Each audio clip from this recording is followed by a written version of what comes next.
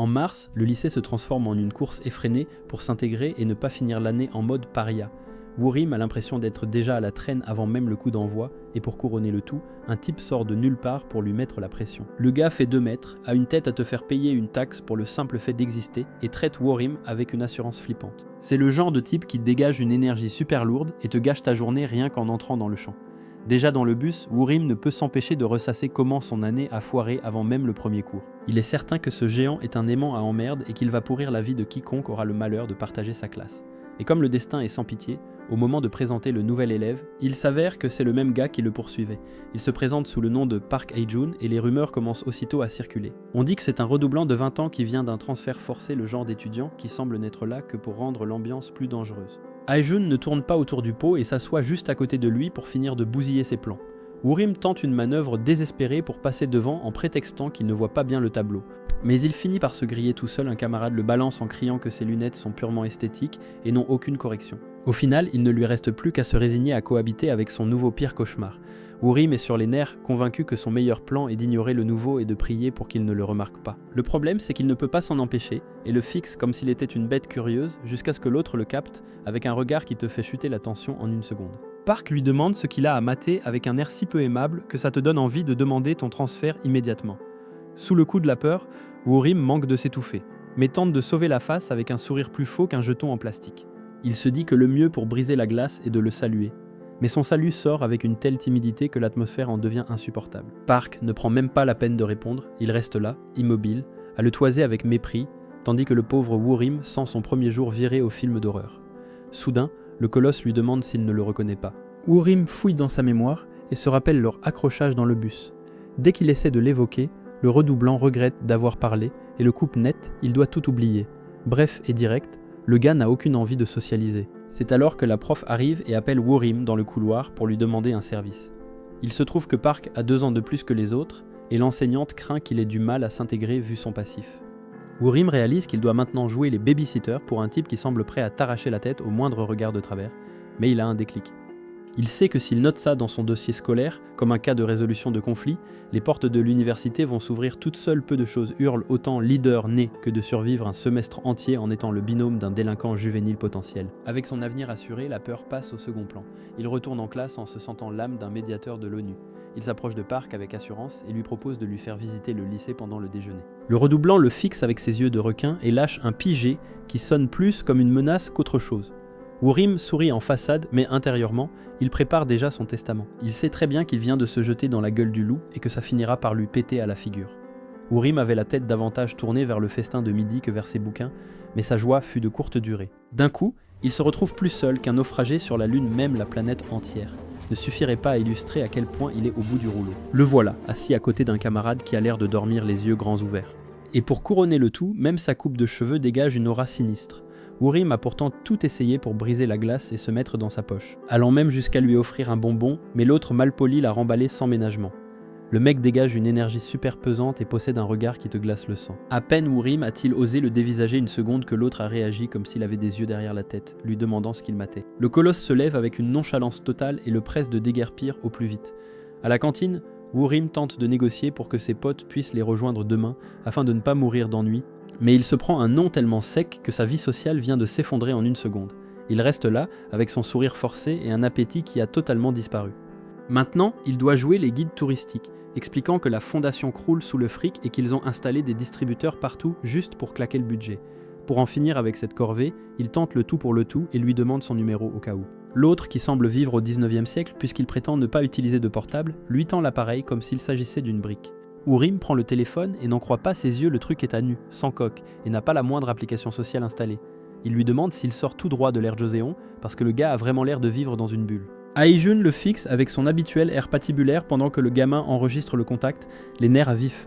Alors qu'il s'attend à se faire envoyer balader d'une minute à l'autre, Hae-jun sort des bonbons et les lui donne avec une indifférence totale. Un geste carrément lunaire de la part d'un bloc de béton pareil. Surtout que c'est un bonbon au raisin, précisément ce que Woorim préfère.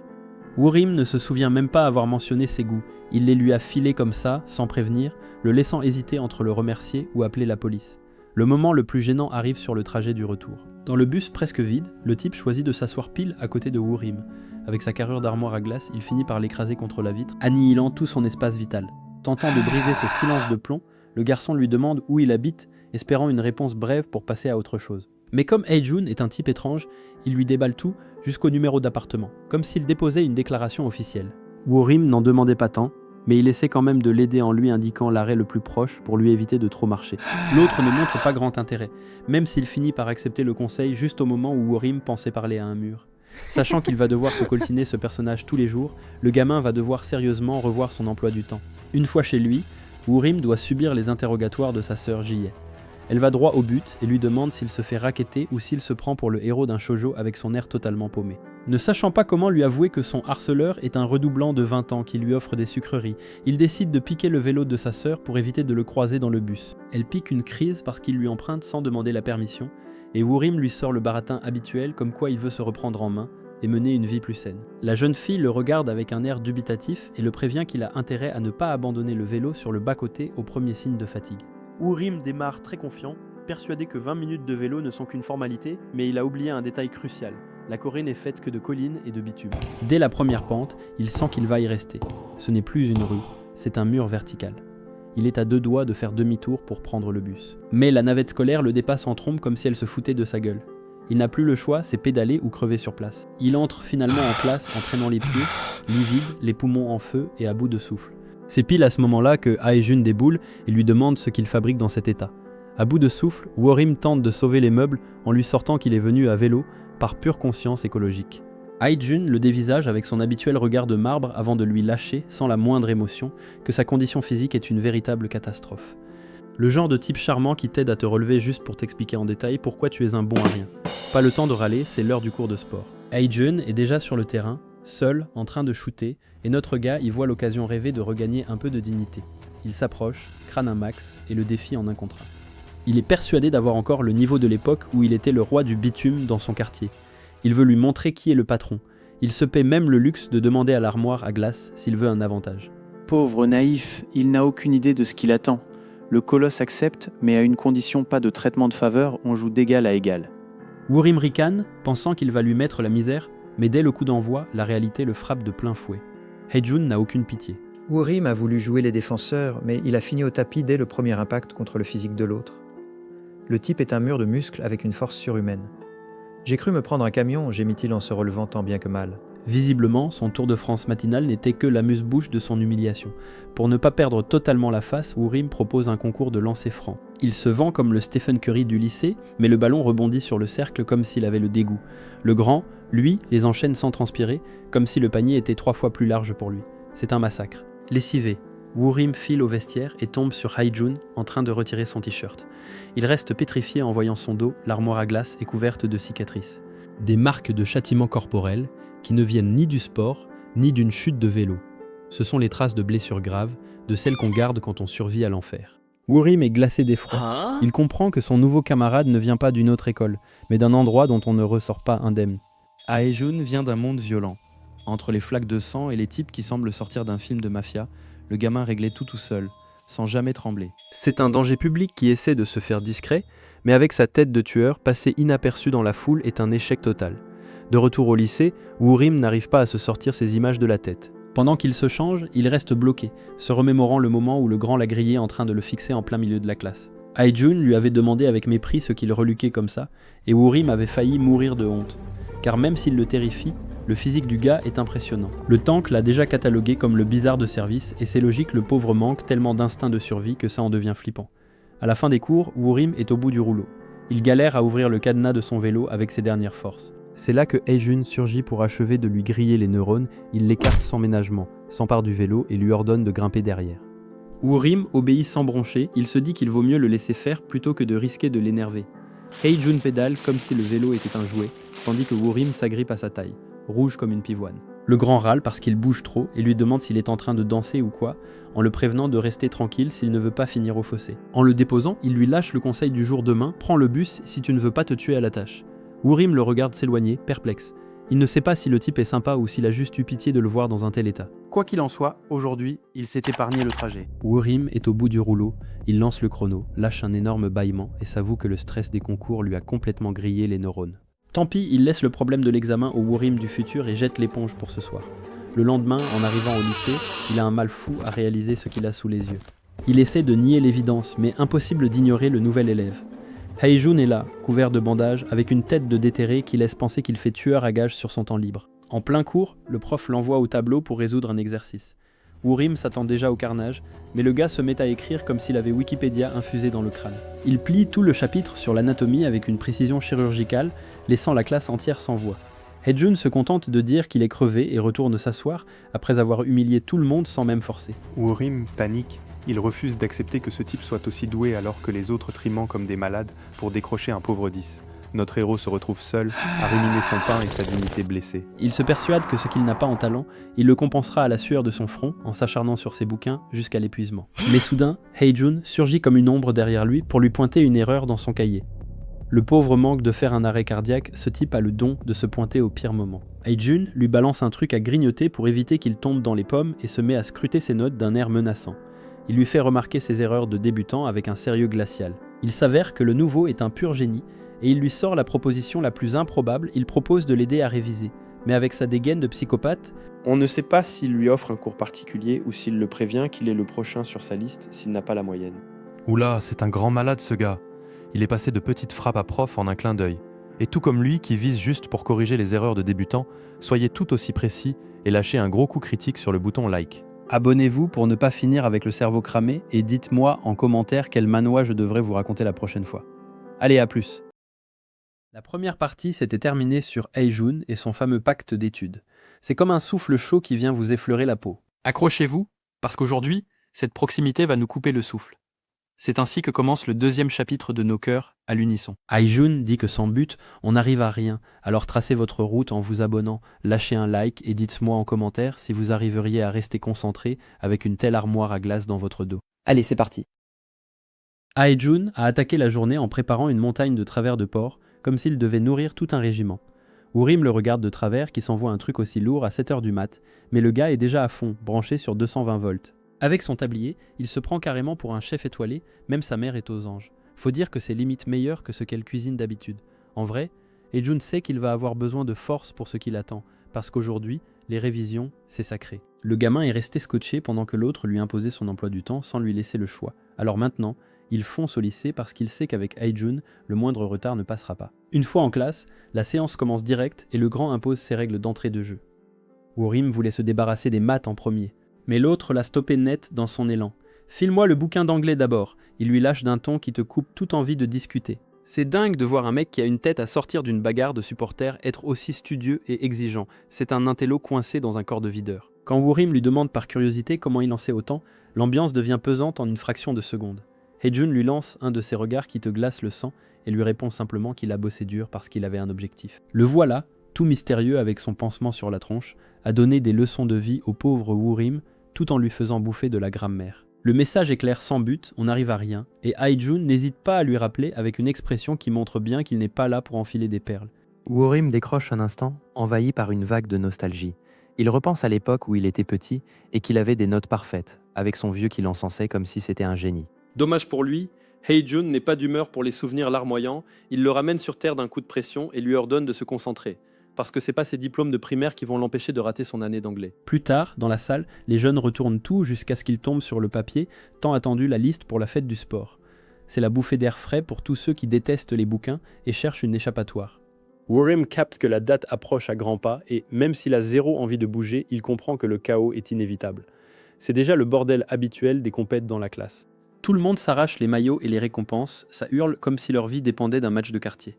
Regarde-les, ils sont persuadés qu'ils vont gagner un truc, alors que Woo-rim contemple la scène sans aucune énergie. Le gamin voit déjà le topo entre la pression d'Hae-jun pour les cours et le marathon qui se profile. À la fin du mois, on va devoir le ramasser à la petite cuillère.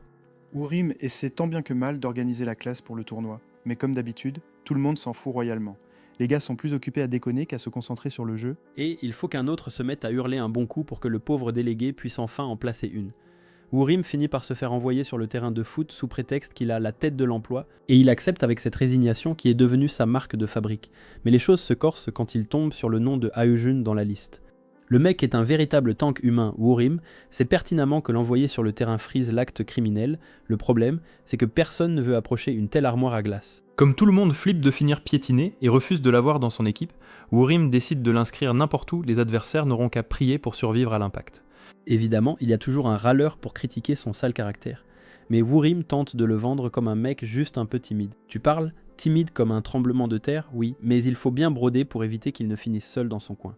Un peu plus tard, sur le chemin du retour, Wurim tombe par hasard sur le géant, planté devant une grille avec son habituel air de paumé, qui ne sait plus où est le nord. Le type a beau être un génie, dès qu'il ouvre un bouquin, il lui faudrait des coordonnées GPS de la NASA juste pour trouver les toilettes chez lui. Wurim le charrie sur le fait qu'il s'est encore perdu et remarque qu'il a enfin enlevé son pansement au visage. Il lui sort qu'il est bien plus beau gosse comme ça. C'est clair que tant qu'il ne l'ouvre pas, il a assez de charme pour qu'on lui pardonne même son incapacité à tourner au coin d'une rue sans assistance. Haijun casse direct l'ambiance et lui ordonne de grimper dans le bus, au lieu de lui sortir des compliments exagérés. Manque de bol, au moment de payer, la carte de Wurim affiche un solde insuffisant. La honte totale est pile devant le mec qui a l'air capable de te taxer l'air que tu respires. Heureusement, le grand ne fait pas de manière, il se poste derrière lui, paie pour deux, sans sourciller, et lui demande de circuler. Sans un mot ni rien demandé en retour, il vient de lui sauver la mise en 1 seconde. Une fois à bord, Haijun lui fait signe de s'asseoir le premier. Finalement, ce monument de mauvaise humeur a des manières de gentleman. Wurim bugue un instant et se dit que ce Young n'est peut-être pas aussi dangereux qu'il en a l'air. Sauf que Haijun a un radar pour les regards insistants et lui lâche un « qu'est-ce que t'as à me mater ?» qui le glace sur place. Wurim sort l'excuse bidon du paysage par la fenêtre pour ne pas griller qu'il l'analysait, même si l'ambiance est devenue pesante. Il tente de relancer la conversation en parlant des cours du soir du lendemain. Wurim pensait que Haijun en profiterait pour s'éclipser tôt, mais le grand lui répond qu'il doit rester quoi qu'il arrive. C'est là qu'il pige son tuteur va se taper des heures sup à l'école juste pour continuer à l'aider à réviser. C'est le tuteur le plus dévoué du marché, le seul prêt à sacrifier 3 heures de sa vie juste pour être là quand ton cerveau finira par griller. Wurim hésite entre le remercier ou appeler un avocat, mais le voilà, fidèle au poste comme une statue. Et ainsi, le temps file entre les notes et les révisions. Haejun prend son rôle très au sérieux et ne le lâche pas d'une semelle. Les semaines passent et il s'habitue à cette routine quotidienne jusqu'au moment de vérité. La prof entre dans la salle d'un air autoritaire et ordonne à tout le monde de poser les sacs devant pour éviter la triche. La récré est finie, les examens de mi-trimestre sont là, et il est temps de voir si tous ses efforts vont enfin payer. Face à sa copie, Wurim se découvre soudain une foi inébranlable. Il implore Dieu, Bouddha et n'importe quel saint de lui filer un coup de main, sans voulant d'être ce genre de type qui ne se rappelle l'existence des miracles que quand ses notes sont au fond du trou. À peine le sujet ouvert, il sent son cerveau se court-circuiter devant ce mur de texte, mais il essaie de se convaincre que le calvaire de ces dernières semaines finira bien par payer. Il jette un œil à Haijun, espérant déceler chez lui ne serait-ce qu'une once de stress, mais le mec est plus serein que s'il était au terme.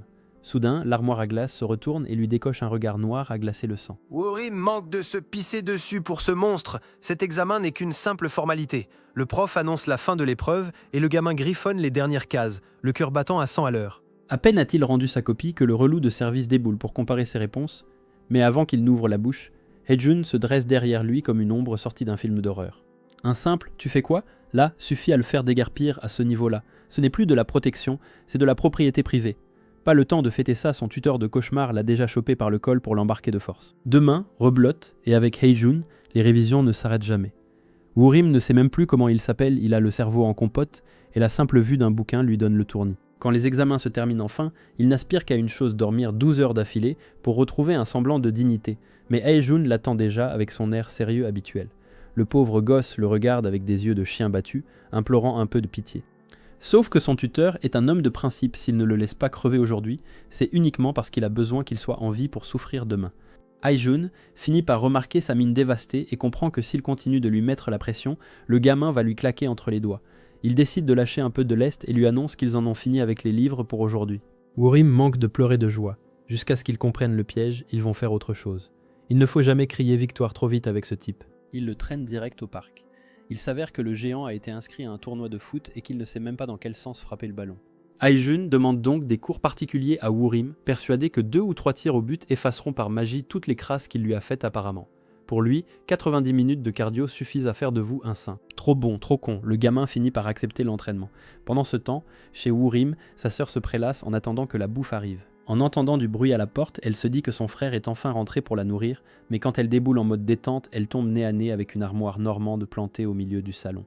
La pauvre devient livide, l'inviter à une dégaine à vous faire douter s'il vient pour dîner ou pour réclamer 3 ans d'arriéré de loyer. Wurim entre derrière lui comme si de rien n'était et le présente comme une connaissance qui reste mangée. Hae-jun salue avec une énergie qui glace le sang et la sœur l'entraîne dans un coin pour lui passer un savon.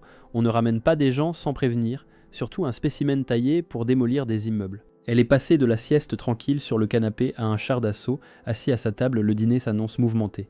Ces deux-là étaient en train de galérer, essayant de piger comment marchait le foot. L'un n'y connaissait absolument rien, mais il posait des questions sur le hors-jeu avec un aplomb vraiment incroyable. C'est dingue d'avoir autant d'assurance sans même maîtriser les bases, mais bon, c'est tout lui. Soudain, le sujet dévie. Le gars en blanc annonce qu'il veut devenir médecin, et l'autre n'arrive pas du tout à l'imaginer en train d'opérer quelqu'un. Il trouve que ça ne colle pas du tout avec son tempérament, même s'il admet qu'avoir une telle ambition est plutôt admirable. Retour au présent, l'ambiance au dîner est assez pesante. Avec la sœur, ça fait 3 introvertis partageant leur repas dans un silence de mort. Wurim tente de briser la glace en parlant des examens pour essayer de faire causer quelqu'un. Hae-jun répond que les épreuves du lycée se ressemblent toutes, mais Wurim sait qu'il a réussi grâce à son aide. Alors, plein de gratitude, il commence à lui remplir son assiette en insistant pour qu'il mange à sa faim. Une fois la vaisselle terminée, Wurim envoie Hae-jun l'attendre dans sa chambre. Le gars entre et reste planté là, seul dans le noir, à scruter la pièce avec cet air sérieux qu'il ne quitte jamais. Dès que Wurim arrive et allume la lumière, Hae-jun s'éclipse rapidement en prétextant que la chambre est trop petite. En réalité, il était resté scotché devant une vieille photo de Wurim faisant du taekwondo quand il était gosse. On dirait qu'il ne s'attendait pas à tomber sur un tel souvenir. Alors qu'Hae-jun s'apprête à partir, la sœur se demande d'où elle peut bien le connaître, à moins qu'elle ne le trouve juste super beau et qu'elle n'arrive pas à se le sortir de la tête. Wurim finit par le raccompagner car, même si Hae-jun est un génie pour les études, c'est une vraie bille en orientation. C'est fou qu'un type aussi brillant soit incapable de retrouver son chemin seul, mais lui, ça ne le perturbe pas. Il dit qu'il n'a pas besoin de retenir le trajet tant qu'il l'a lui pour le guider. Et sur ce point, il n'a pas tout à fait tort. L'ambiance pour la fête du sport est absolument électrique. Pour les terminales, c'est la dernière occasion de décompresser avant de s'enfermer pour réviser, alors ils jouent leur vie sur chaque épreuve. Wurim essaie de se situer au milieu de ce chaos, tandis que Hae-jun le suit avec une tête de déterré. Le grand n'a même pas pris la peine de se changer, il traîne dans son éternel t-shirt noir, comme si tout ça n'était qu'une corvée de plus. Toute la classe se rassemble pour le petit discours de motivation habituel du prof. Il leur demande surtout de ne pas finir à l'infirmerie, mais les gars n'ont clairement aucune envie de participer. L'atmosphère est au point mort, jusqu'à ce que le prof lâche la bombe si on finit premier. C'est barbecue de porc à volonté pour tout le monde. C'était comme appuyer sur un interrupteur. Ils sont passés du je m'en foutisme total à une obsession maladive pour la bidoche. Wurim observe le spectacle avec effroi, ne comprenant pas comment ses potes ont pu vriller aussi vite.